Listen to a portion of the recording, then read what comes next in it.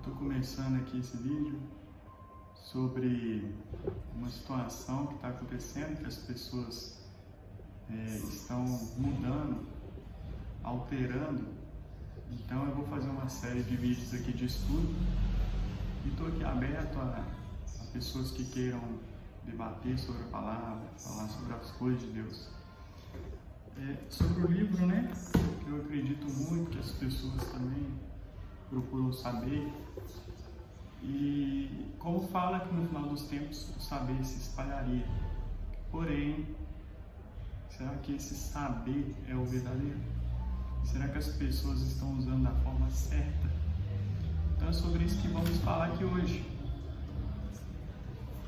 E eu trouxe aqui esse estudo para que possamos aprender mais, para que possamos, nos últimos dias, nesses dias próximos agora, não ser enganado, não mudar as coisas, escandalizar o Evangelho verdadeiro. Então, a partir de agora, começaremos o estudo e hoje já vou acrescentar, e o que vocês tiverem dúvidas, vocês podem mandar aí nos comentários e perguntar que eu vou responder um por um. Aí tenha um pouco de paciência, porque esse não é meu trabalho, mas é uma coisa que eu defendo e acredito, embora estudei muitos anos, graças a Deus.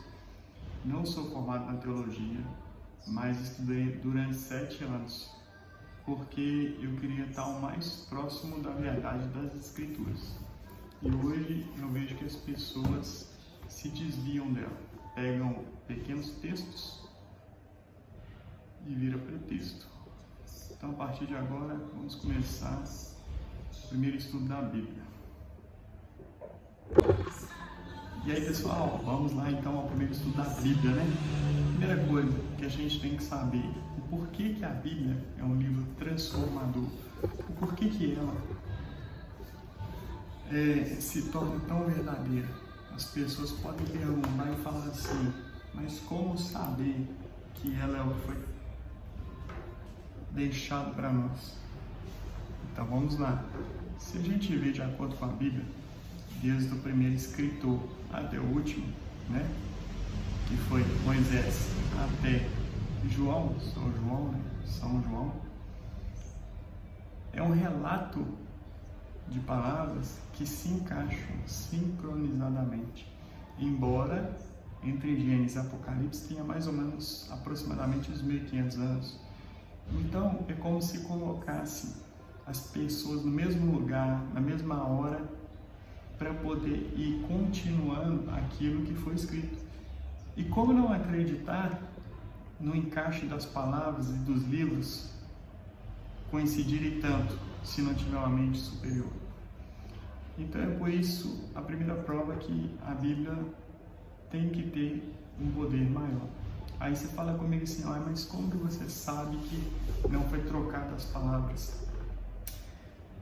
Porque quando a nossa Bíblia ela foi escrita nos pergaminhos, e aí vem os livros apócrifos, e o povo judeu, em Romanos 3, 1 e 2, fala que eles não aceitavam os livros apócrifos como inspiração de Deus. Então você fala assim, como ter certeza se os outros foram inspirados por Deus? Isaías nos fala que a terra já era redonda. Há quantos milhões de anos foi escrito? E os cientistas não debatiam com isso, talvez 300, 400 anos mais ou menos, para eles descobrirem que a terra era redonda. Eles falavam que ela era quadrada, que ela era reta, menos o redondo. Só que Isaías, no relato de Isaías 40, 22, fala sobre a terra redonda, se você olhar lá. Então, como não acreditar num escrito que foi escrito há não sei quantos anos atrás e relatando aquilo que os cientistas estavam procurando? Então, é isso. Aí, um outro, e o que eu mais gosto, você pode ler qualquer livro, você pode ler livros românticos, livros de ficção, qualquer outro tipo de livro. mas a Bíblia é a única que transforma. E por isso tem que ter uma força inspiradora, tem que ter uma inspiração divina. Porque se for um livro, ele vira best-seller, Pai Rico, Pai Pobre e vários outros que tem aí no mesmo segmento de empreendedorismo e tal, eles são best-seller por um tempo. E a Bíblia, até hoje, há 2000 anos, ela nunca deixa, ela está em toda parte do mundo, tem uma Bíblia. Então, se não fosse inspirado por uma mente divina, eu acredito que ela não estaria mais hoje no auge. Cada vez mais que se aproxima, mais as pessoas se dão que conhecem muita palavra. Então vamos lá, eu formulei alguns questionáriozinhos aqui para a gente debater um pouquinho sobre a palavra e a veracidade da Bíblia. Então vamos comigo lá. Como Jesus considerava a Bíblia? João 17:17. Como que ele considerava a Bíblia? O próprio Jesus. Ele considerava, em João 17:17, santificai-o nas verdades. A palavra é a verdade. Então, se ele considerava que era verdade, sendo uma trindade, sendo um Deus, a gente tem que acreditar, porque ela é uma verdade que ainda existe nos dias de hoje. Se fosse uma mentira, ela não fica prosperando por tantos anos. Uma mentira, ela é defendida por um tempo, mas não para o resto da vida ou em prol de vidas. Ninguém morre por aquilo que não acredita. Então, se o próprio Jesus fala, a Bíblia é a verdade, a tua palavra é a verdade. Depois, número 2, eu tenho aqui, qual é a situação de muitos estudantes da Bíblia e o que necessita para entendê-las? Aí está, a turma começa a ler e você fala assim, como que eu devo ler? Novo Testamento, Velho Testamento, como é que é? Do início ao fim? Como que eu devo ler a Bíblia? E por que eu não entendo nada? Olha a inspiração divina aí outra vez aparecendo. Ela fala assim, olha, em Atos 8:26 ao 31. Você entende o que lê? Isso, o Espírito de Deus aparece a André e manda ir no eunuco para que possa ensinar ele a entender as Escrituras. E André pergunta para ele, você entende o que lê? Ele falou, como posso entender se não tem quem me explique? Então conta a história lá, que ele sobe na carruagem e começa a falar sobre Isaías, ler os livros de Isaías, junto com ele e explicar. Então a pessoa precisa de estar com sinceridade no coração e realmente querer entender as coisas de Deus. Aí muitas pessoas falam assim, então por que é tão difícil de entender a Bíblia? Deus, na sua sapiência, ele fez um livro para que só as pessoas sinceras de coração que quisessem uma comunhão com ele entendessem. Porque se fosse entendido por todos, as pessoas usariam de forma piores ainda e mudaria muito mais o contexto da Bíblia. Então, se você chegar na sua sinceridade e procurar pessoas de verdade que entendem, ali está uma carta de amor para você, ali está um caminho para te ensinar o que você deve fazer. Então, qual é a situação de muitos hoje? Eles não entendem. Para entender, alguém precisa explicar. Qual é a maneira correta da gente estudar a Bíblia?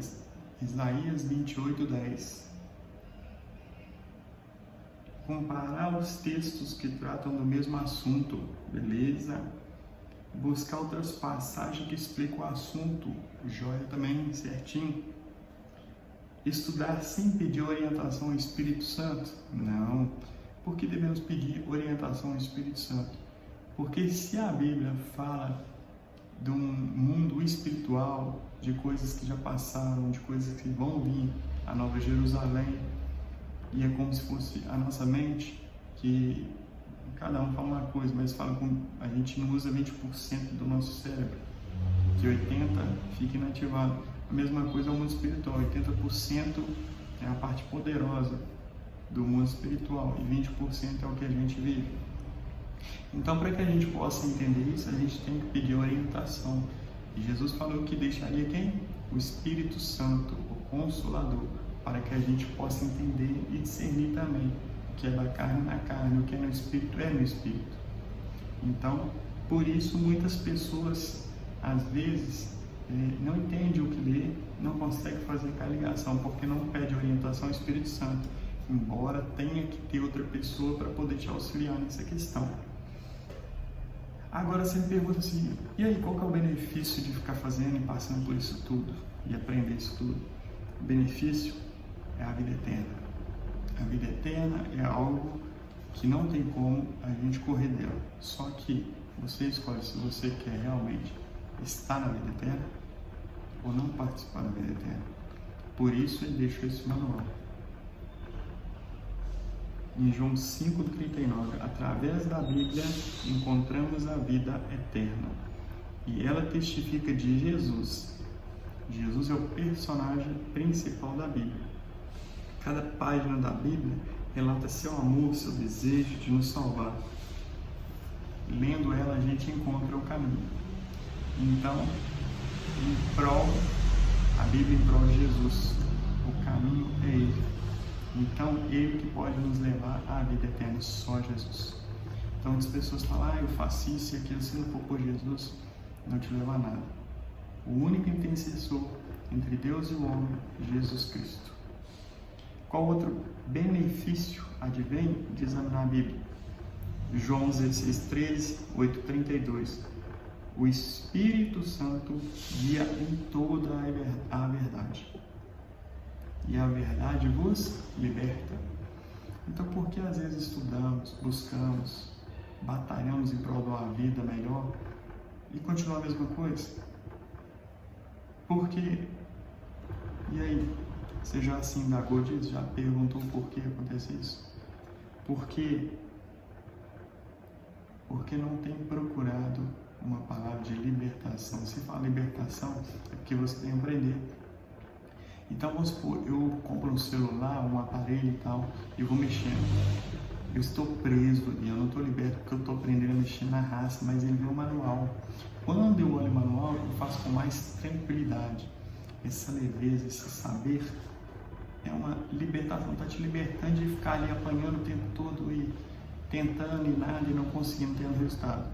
Mas com a Bíblia, a gente tem resultado, porque ela é o nosso manual de vida. Carta de amor de Deus para conosco. Então, através desse amor, através dessa carta, somos libertos. Aí vem uma pergunta muito bacana que eu adoro. Quem dirigiu os profetas a escreverem a Bíblia? Quem foi? 2 Pedro 1,21. Homem santo falaram da parte de Deus, movidos pelo Espírito Santo. Eu adoro essa passagem. Então, 2 Pedro 1,21 nos relata que é homem santo inspirado por Deus. Então, tem que ter uma mente poderosa através desses homens, para que as partes das Bíblias se conectem e elas se respondam automaticamente. Olha que bacana. E se fosse inspiração humana, como que a gente faria? Não teria o mesmo resultado. Então tem que ter uma inspiração. E agora, quantos textos bíblicos é inspirado por Deus? Olha que bacana. E aí, quantos textos? A Bíblia nossa tem quantos livros? 66, não é isso? 66 livros.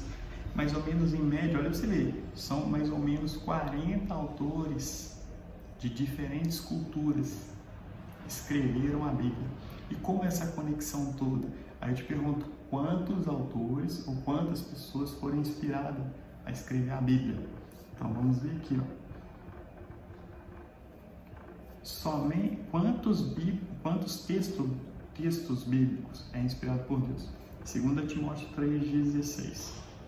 Aí eu te faço uma pergunta, somente o Antigo Testamento? Somente o Novo Testamento? Toda a Bíblia é inspirada por Deus? Sim. Segundo esse texto, a Bíblia é útil para ensino, repreensão, correção e para educação na justiça. Pela leitura da Bíblia, nosso caráter é transformado. Então, quer dizer, vimos aí que que a Bíblia, ela é toda inspirada por Deus. Se você abrir aí em 2 Timóteo 3,16, ele vai confirmar isso para nós. Quais são os livros inspirados? E lá fala, toda a Bíblia é inspirada por Deus. E aí, o que vocês estão achando? Essas dúvidas? É meio estranho, né? Assim, de saber coisas que muitas pessoas talvez nunca chegarão a ver. Eu estou abrindo aqui, ó, 2 Timóteo 3. 1 Timóteo, ó, 2 Timóteo 3, 16. Então vamos lá. Toda a Escritura é inspirada por Deus.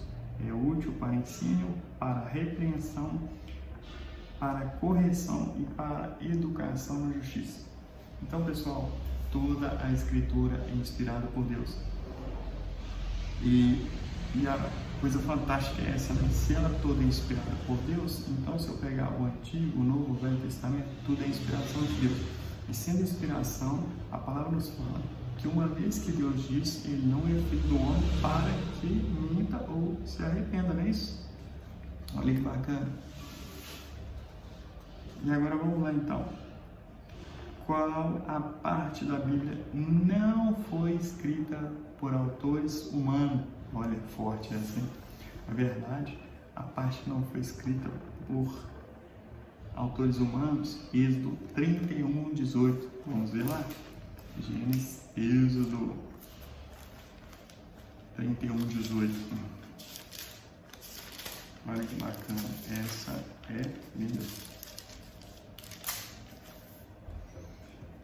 E tendo acabado de falar com ele no monte Sinai, deu a Moisés as 2 tábuas do testemunho, tábuas de pedra, escrita pelo dedo de Deus. Essa é muito forte.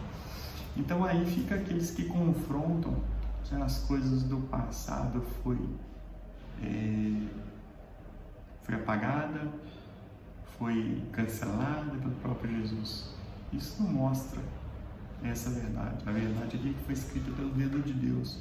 E se Deus escreveu alguma coisa que seja na sua vida, ou qualquer coisa que seja, o dedo de Deus, Ele não vai apagar. Se todas as outras partes foram inspiradas pelos profetas, imagina as tábuas. Você acha que pode ser cancelado uma coisa que Deus escreve? Será que Ele escreveu e depois arrependeu? Não vejo isso. Não tem passagem que fala isso. Então, quando você vê a tábua dos 10 mandamentos, fala sobre a questão amor de Deus e amor das pessoas. A primeira tábua, do 1 ao 4º mandamento, amor de Deus. A segunda, do 6 ao 10, amor ao próximo. Aí as pessoas querem revogar uma lei que o próprio Deus não fez. Ao contrário, Jesus falou que veio para cumprir a lei e acreditar e fazer o que os profetas fariam também, e que não poderiam mudar, acrescentar, nem diminuir, nem tirar um tio da letra. E nada disso passaria antes que o céu e a terra passassem. E quando eu entrei, quando você pegou para assistir, tinha um céu e uma terra lá fora, então não pode ser revogado. Aí as pessoas capciosas falam assim, mas quando Jesus veio, Ele fez que a nova aliança e apagou as coisas do passado. Quando Jesus falou, Ele falou assim, olha, deixo 2 mandamentos. Amar a Deus sobre todas as coisas e ao próximo como a ti mesmo. E como que é isso? Se você ama a Deus sobre todas as coisas, você vai seguir a primeira tábua, que fala ali só amor a Deus. E a segunda, amar seu próximo como a ti mesmo. Ali está uma relação de amor entre o seu irmão. Olha que bacana. Então, onde que Ele apagou? Ele não apagou. Ele só confirmou aquela aliança que Deus já tinha feito no passado. E as pessoas, talvez por prazeres e vontades, eles querem apagar essas coisas para que encaixe na vida e não deixa Jesus transformar. Por isso que às vezes a pessoa vai para a igreja e ela não quer transformar, porque ela quer encaixar ali, ó, as coisas da Bíblia, as coisas de Deus na vida dela e não encaixar a vida dela nas coisas de Deus. Você entende? Então é por isso que muitas pessoas entram, falam das coisas e nada muda. Então, meu amigo, se você pretende realmente, é um sincero de coração, compartilha essa mensagem aí, manda para alguém. E se tiver questionamento, pode mandar para mim. Dúvidas, pode mandar para mim. Eu adoro falar sobre Bíblia. Como disse, não sou formado na área por algumas coisas que eu acredito da teologia, porém eu estudo até hoje. E já estudei um pouco de arqueologia, do hebraico, aramaico e tal, outras coisas que me interessam em saber sobre a Bíblia. E até hoje eu não vi nenhuma outra resposta plausível, uma base concreta que esteja falando para mim que está diferente do que eu aprendi. Então é isso. O de hoje seria essa questão da Bíblia, dos mandamentos, se a veracidade e as coisas. Aí em Apocalipse, Malaquias 3, 6 e Apocalipse 28, 18 e 19, está alguém autorizado a mudar a Bíblia? A alterar a Bíblia? Lá fala não. E se você ler em Apocalipse, fala que vai aumentar as pragas e tal, e todas as outras coisas daquelas pessoas que acrescentam. Então, quer dizer, a Bíblia é inspiração divina, ela não pode ser alterada e não pode ser de mimimi para as pessoas colocarem e quererem da forma que querem. Ela já tem uma interpretação, como a gente viu em 1 Pedro 1:21, falando que ela não pode ser alterada, ela não é de minha interpretação, é de sua interpretação, ela já tem a interpretação própria. Embora, resumindo, uns 40 autores de diferentes épocas falaram, mas foi inspiração divina. E como disse também, ó, em Romanos, 3, 1 e 2, fala lá que o povo judeu não aceitava outros livros que não fossem aqueles inspirados por Deus. Então é isso, a mensagem de hoje é essa. Falei um pouquinho demais, mas é sempre bom falar das coisas de Deus. E estou aqui aguardando para que vocês possam questionar mesmo, um bom papo, debater e tal. E se tiver dúvida, pode mandar mensagem, me chamar, vou deixar meus contatos na rede social. E vou colocar aí também os estudos, para aqueles que tiverem interesse, é só acessar e qualquer dúvida, só perguntar. Então é isso, pessoal. Eu vou agradecer a Deus pela oportunidade aqui de estar orando, dividindo tudo aquilo que Ele me passou, que eu não posso reter, porque o próprio livro de Ezequiel nos fala, que a gente não deve reter as coisas, e sim passar para frente as coisas de Deus. De graça é vos dado, de graça tem que passar. Então vamos agradecer a Deus. Ó Deus e Pai, eu te agradeço pela oportunidade de me dar essa sabedoria, esse entendimento, e pelo Espírito Santo conduzir esse estudo, do qual aprendi de profetas, de homens também inspirados por você, e vejo que toda sinceridade, toda tranquilidade está dentro da palavra do Senhor. E peço que o Senhor capacite cada uma daquelas pessoas que possam estar vendo esse estudo para abençoá-las, para que as vidas delas possam ser transformadas de acordo com o que foi nos falado nessa palavra. E muito obrigado, Senhor, por tudo. Desde já eu te agradeço e te glorifico. Em nome de Jesus, nosso Pai amado. Amém. E graças a Deus. Tchau, pessoal. Com Deus e até o próximo estudo. Um abraço.